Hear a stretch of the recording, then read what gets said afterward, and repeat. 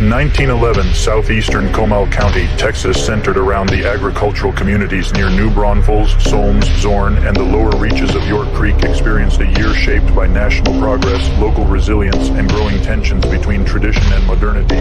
Agriculture and weather the early months brought moderate rainfall, a welcome relief after several unpredictable seasons.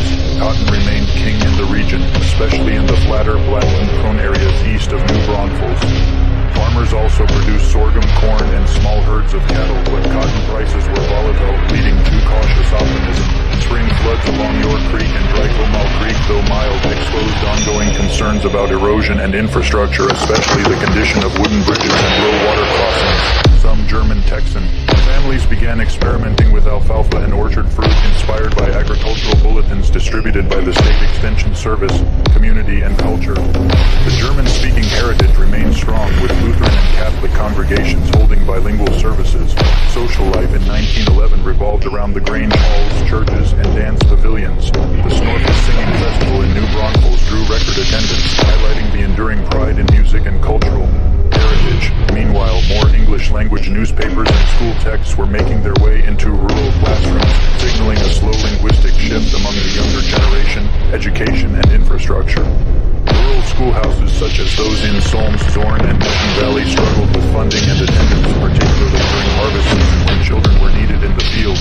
However, Comal County commissioners approved modest improvements to road maintenance and bridge work, with growing debate over whether gravel or calit was more sustainable. There were whispers of extending telephone lines deeper into the countryside, but most households still relied on mail and telegraph for news, crime, and politics. 1911 saw increasing scrutiny of prohibition, which stirred fierce debate in Comal County.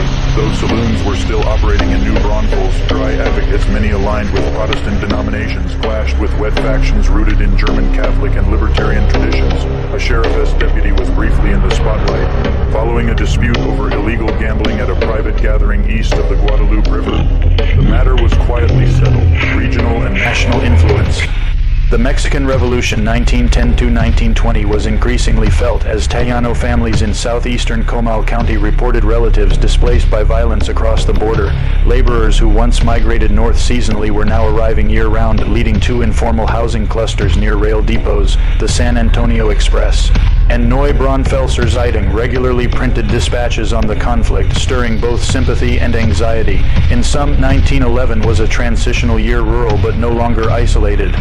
Southeastern Comal County straddled its 19th century roots and a 20th century trajectory where cultural preservation, economic uncertainty, and infrastructural progress danced in delicate rhythm.